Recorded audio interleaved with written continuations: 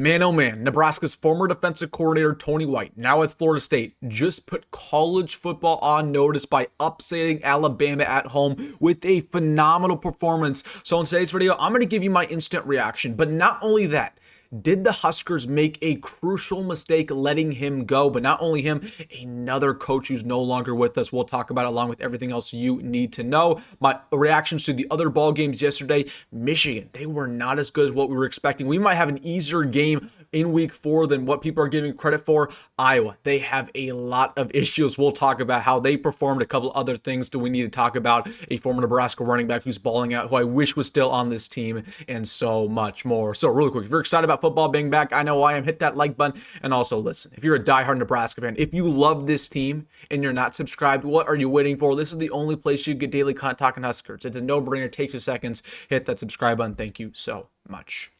But without further ado, we have a lot to talk about. Let's just get things started with the story of the day. Florida State, out of nowhere, one of the worst Power 4 teams in America last season. They only won 2 games. Defeat Alabama in week 1 in a ball game that honestly, it wasn't even particularly close. We knew that the Seminoles were going to win pretty much at halftime. They won 31-17. You can say what you want about Tommy Castellanos. He had a phenomenal performance. The offensive line did well. The running back core did well for the Seminoles. But the reason they won was because of their entire defensive unit with Tony White, their new coordinator there previously with Nebraska in both 2023 and 2024. I mean, it was just unbelievable. And it wasn't just, the secondary played well. It was all phases of the ballgame. They stopped the run. They stopped the pass. They got pressure on the quarterback consistently. That defensive line was balling out. James Williams, who was with Nebraska in the past, he had his moments. He had a lot of good, but he also had a couple bad moments as well. But James Williams, he honestly, if I were to give him a grade, he had a decent day against Alabama. And, you go to Terrence Knight, who's now with that coaching staff. He's doing a great job. So Tony White, they continue to give him credit on the broadcast. Mike Norvell, he gave him credit after the game. Like, they could have not made this turnaround in one offseason if it weren't due to Tony White. And he proves once again why he's one of the best defensive coordinators in America. I'm starting to think the Huskers really messed up by letting him go. And to be honest with you, it was a mutual parting. Just a couple months ago when he left to Florida State, going into the 2024 season, both Matt Rhule and Tony White, they knew this was going to be their last year paired together. And they expected him to leave to be a head coach, but they knew either way he was going to leave just simply because they had some disagreements with the 3-3-5, with the philosophical scheme, with Matt Rhule getting too involved in the defense. So that's why they hired John Butler last offseason to be our secondary coach. John Butler would have not accepted this job if he didn't know that he was going to be defensive coordinator very quickly. So they knew that Tony White, he was going to be gone after that season. They mutually parted ways. He went over to Florida State and he's dominating over there. So listen, I wish he was still here. I'm not going to lie to you. You go to our defensive performance against Cincinnati. I thought the secondary played very well. I thought the linebackers played very well. But we gave up 17 points to, in my opinion, one of the worst offenses in the Big 12. Tony White gave up 17 points to Alabama, one of the best teams in America. So imagine what we would do if we still had Tony White prior on this coaching staff. We probably only would have given up 3 points to Cincinnati. So again, John Butler, he's a lot to prove. Again, it was only week 1. I don't want to overreact because I think he'll be fine long term. But I mean, Tony White, objectively, he is the better defensive coordinator. And it is a little bit of a gamble going to John Butler. And that's really the big thing. Like, I was listening to Josh Pate not too long ago. He said he predicts Nebraska to make the playoffs, but in his opinion, the biggest issue with this team is losing Tony White and bringing in John Butler just because of how unproven John Butler is. He's only been a defensive coordinator one time. That was with Penn State over a decade ago, and he was not very good with Penn State. There's a reason why he hasn't been a defensive coordinator since then. So Tony White, absolutely stellar performance. But honestly, I want to talk about something else real quickly. The defensive line was just lights out.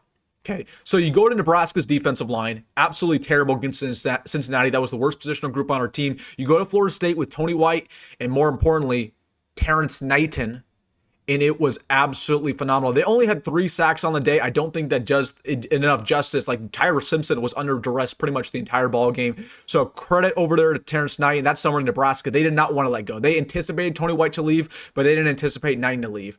And I'm telling you right now, we went from Terrence Knighton, who was a phenomenal D-line coach. He was a great recruiter. He brought the best out of Nash and Ty Robinson. When Terrence Knighton got here, Ty Robinson was largely considered a bust. You know what I mean? He was a fine player, but he was never the 4-star coming out of high school. The second Terrence Knighton got here, he made him one of the best players in the past decade for Nebraska. So, man, going from Terrence Knighton, who was so good, to Terry Bradden, who frankly, I mean, he's just not done a really good job so far. He's not recruiting very well. He's got 0 commits.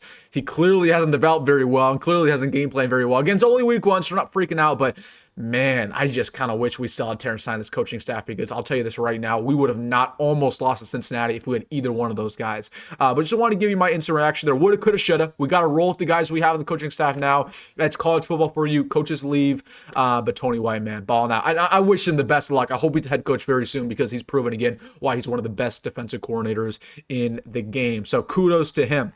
So wanted to give you my reaction there. Now, let's go to a Nebraska running back who was balling out yesterday with the Kentucky Wildcats. I want to show you this clip. This is Dante Dowdell. Look at this run. Look at that speed on him. This is a 79-yard rushing touchdown. He wasn't even touched. Well, goes all the way to the house. Man, I wish he was still on this team. And I tweeted this out yesterday. Yes, the defensive line I think is a really big issue right now for us.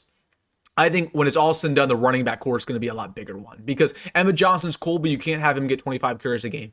You have to get your depth involved. Whether it's Mekhi Nelson, Quinn, Ives, Isaiah Mozee. If we still had Dante Dowdell here, we would not have to worry about any of this. And the coaching staff, they had multiple opportunities to keep Dante here. Okay, Dante got tampered with. Kentucky tampered with him. They offered him a bunch of money. Dante went to the coaching staff and said, hey, can you match this? And they said, no, we don't value the running back position that much. Clearly, because they didn't go after Shamar Brown as hard as they probably should have. They didn't go after, Gavin Sawchuk. I mean, just fill in the blank. They had multiple opportunities to get a running back transfer, and they didn't do it. So I do believe the running back depth is going to be a big issue. But Dante Dowdell, man, he balled out yesterday. He had over 100 rushing yards. He was phenomenal. I wish he was still here.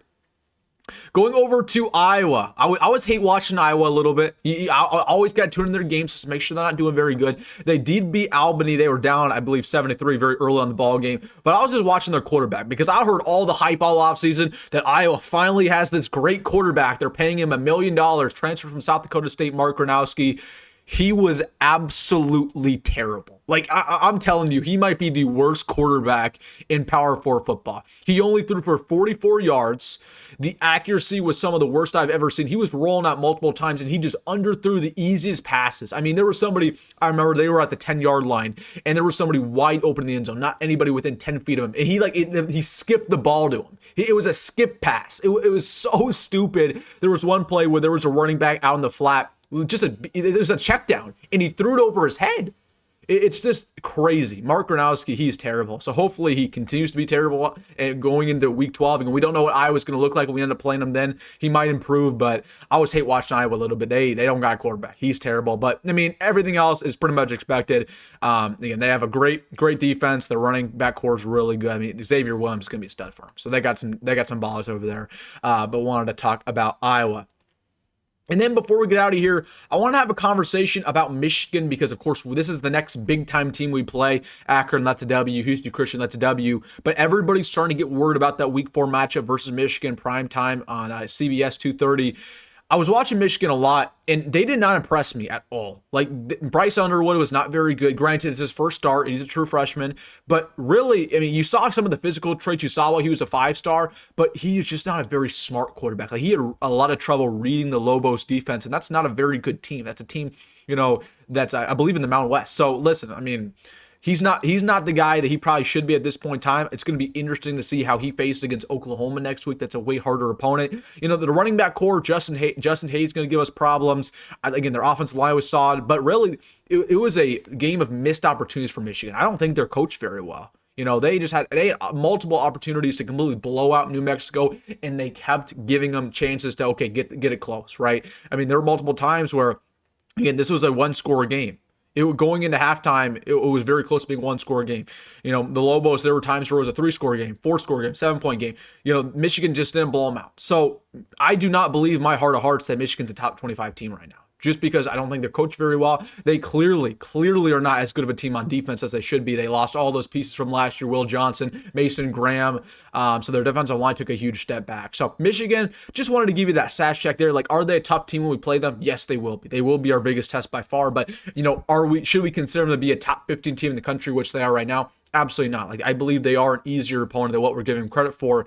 But at the exact same time, we know that in order to actually win that football game, we shouldn't focus on them. We need to focus on ourselves, improving this defensive line, improving Dylan Raiola and his accuracy and confidence, not missing all these open receivers like he did on Thursday. The running back core, of course.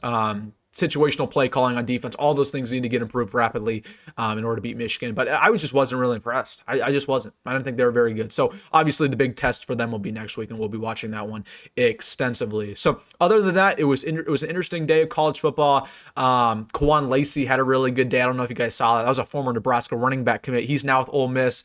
I believe he had 150 yards on the ground, 3 touchdowns. Like, oh my gosh, imagine if he was with Nebraska. Other than that, I mean, was there anything else interesting week 1? Obviously, the Clemson LSU game was interesting. That was a fun game. Texas lost to Ohio State. Man, Arch Manning. I knew Arch Manning was overrated. I called that one, but I definitely still thought Texas was going to win that football game. I believe Texas is a more talented team. Arch Manning, I mean, he was just awful. That's a hard game to start off your career with, though. He had 2 other starts, but I mean, you want to get in the rhythm early on. You want to play a bad team to start the season. He was not very good. But other than that, I mean, pretty much nothing else happened week 1. It was a solid week. College football's back. But now let's focus on the Huskers week 2, Akron. Get the dub. Not only get the dub, we got to win by 60, man. We got to win by 70, and we'll talk about that as the week goes on. All right, guys, let me know your thoughts down below. Hey, if you made this far, hit that like button and subscribe. As always, folks, go grab, go, and I'll see you in the next one.